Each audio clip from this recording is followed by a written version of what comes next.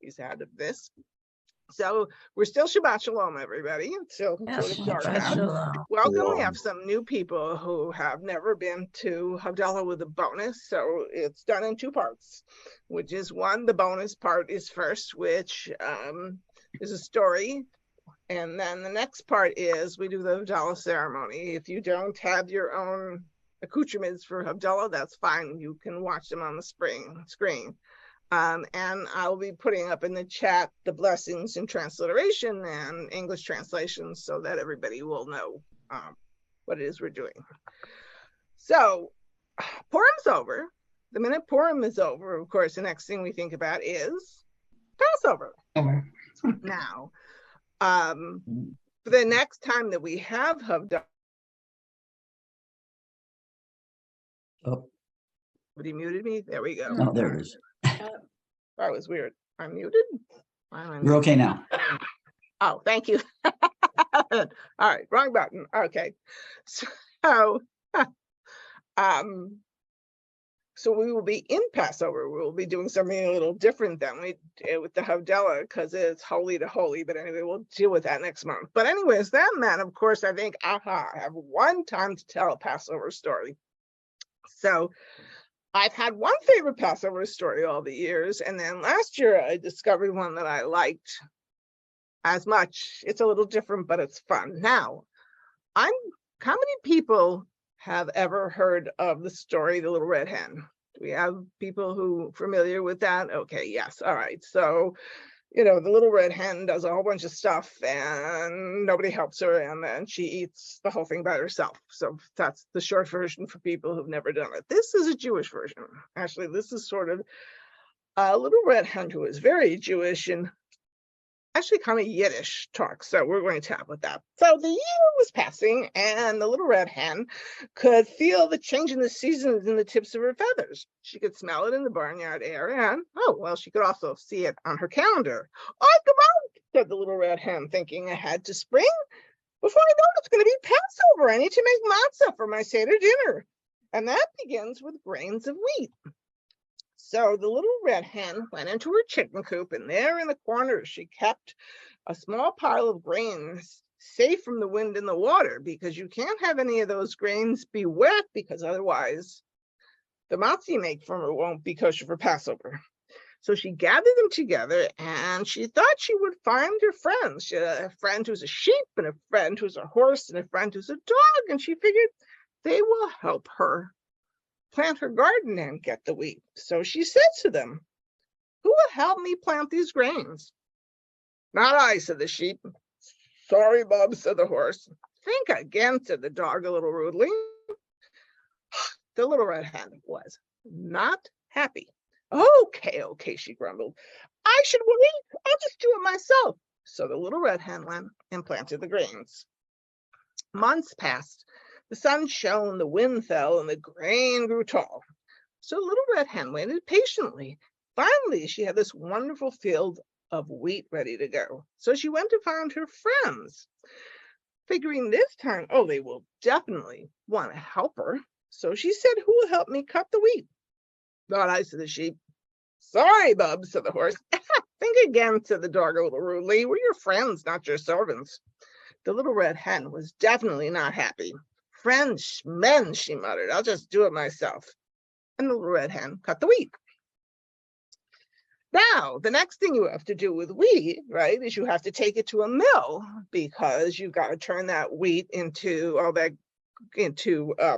that you can use. So the little red hen gathered it all together and she went to find her friends. "They won't disappoint me again," she told herself confidently. "Who will help me carry this wheat to the mill?" she asked them. "Not I," said the sheep. "Sorry, Bub," said the horse. "Think again," said the dog a little bit rudely. "We're resting."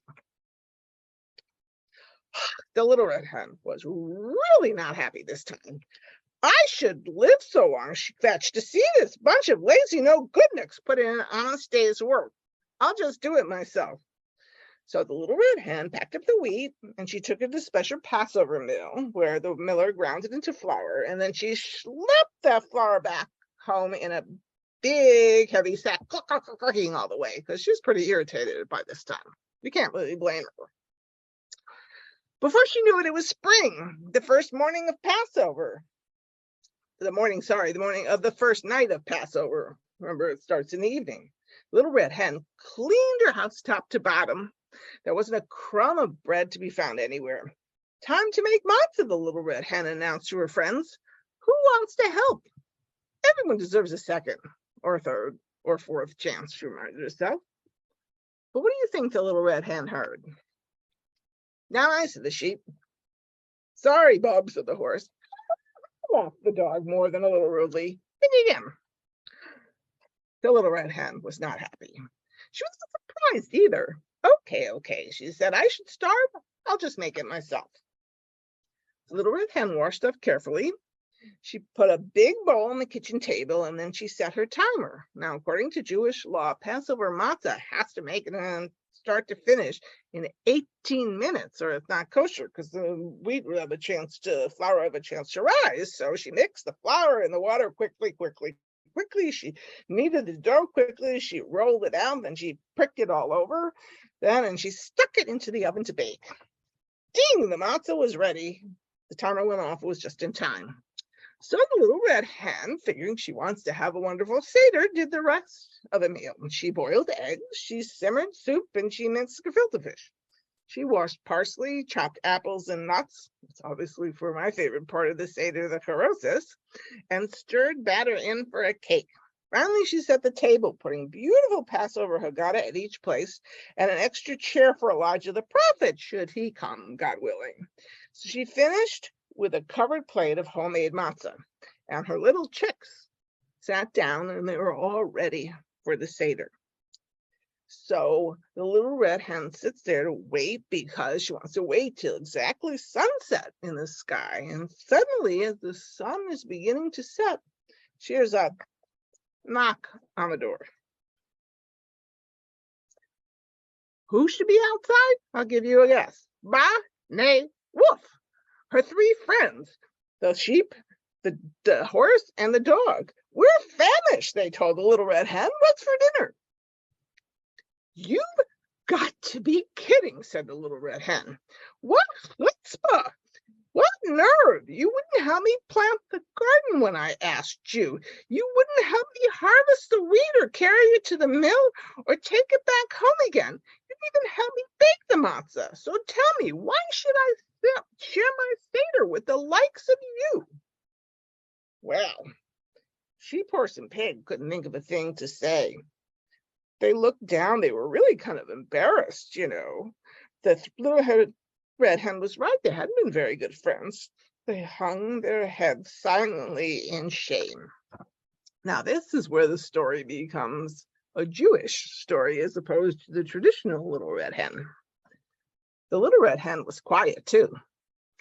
Now I should invite them to my Seder, she thought.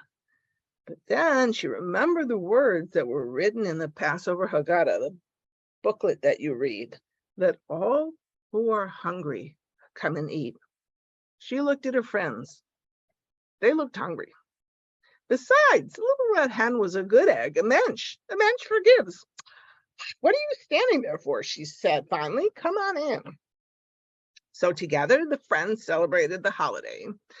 They noshed on tasty, crunchy matzah, and when the Seder was over, and when all the planting and harvesting and schlepping and cleaning and baking and feasting were done, who do you think had to wash all those dishes? Not I, said the Little Red Hen.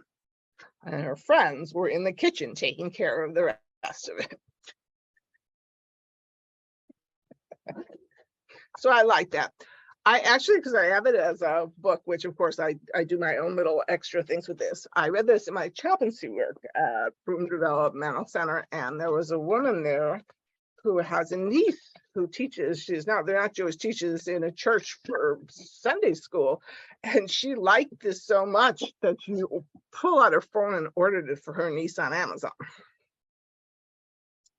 So I'm going to get us in, let me see, there we go.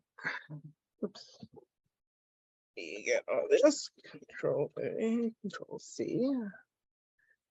And we're going to put, there we go. If you open your chat, you will see the Havdalah blessings and transliteration. We've got our wine, we've got our spices, and we to make us remember the sweet Shabbat as we do it, and our Havdalah candle. So I'm going to light my candle.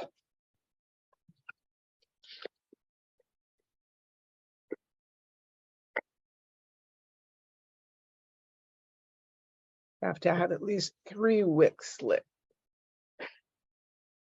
Okay. And I invite you all to sing really loud in your own home so you don't have to necessarily listen to my voice. I've been told that I only have one person who likes to listen to me sing.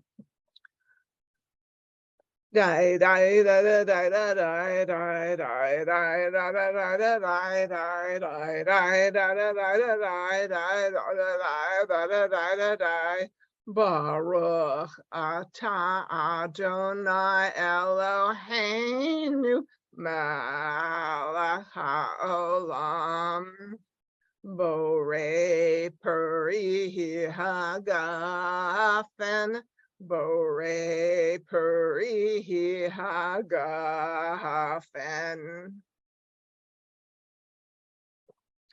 And then we do this over the spices. Die die da da da da die die die die da da da da die die die die da da da da die die da da da da da da die.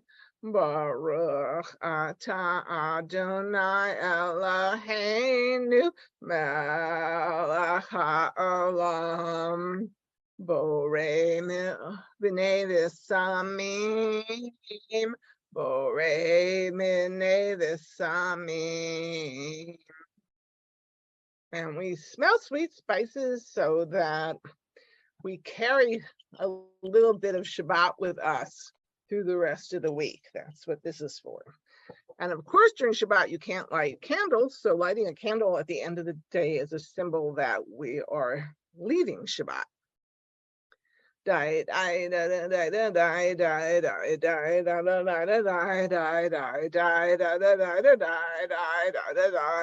die die.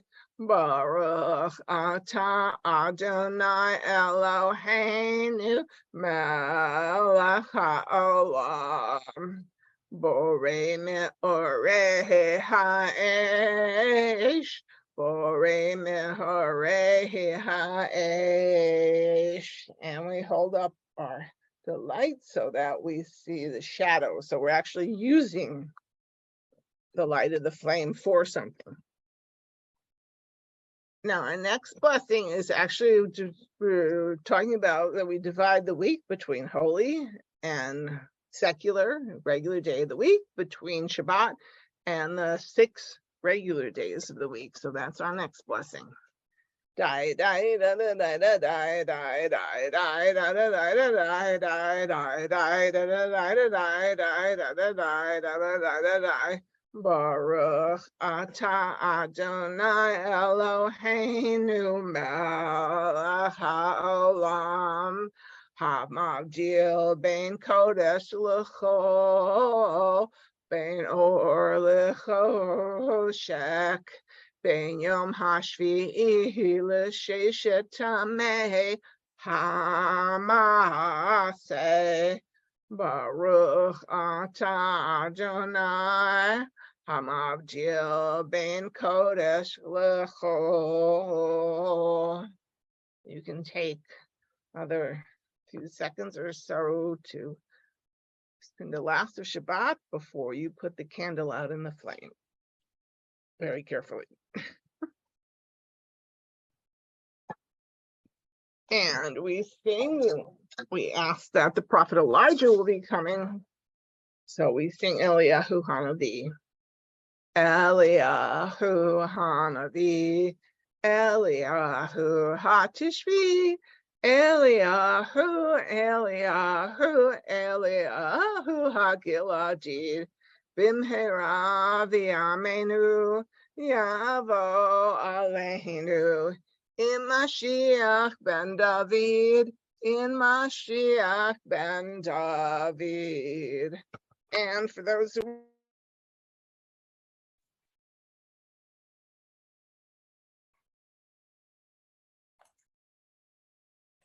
You've muted. I muted when I meant to unmute, right? Okay.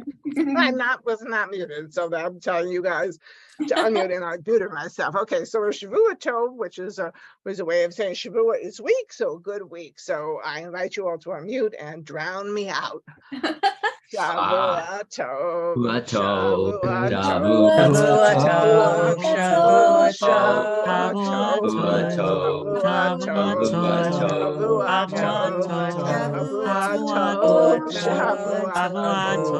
a good week, a week of peace. May gladness reign and joy increase. A good week of peace. May gladness reign and joy increase. Just a reminder, the Shabbat services are regular next Friday night, and we have Torah study in the morning. And then we will have Havdalah with a bonus. It's going to be again on April 8th. That is the weekend of Passover, but the Seders and things will be over then. Yep. So for those of you on Facebook, we will say goodnight, Shavua Tov, and the rest of us can hang around for a little bit if we want to be able to talk. So, and Evan, I believe you can get off, and then we can handle whatever it is by ourselves, right? Rachel, I had a hard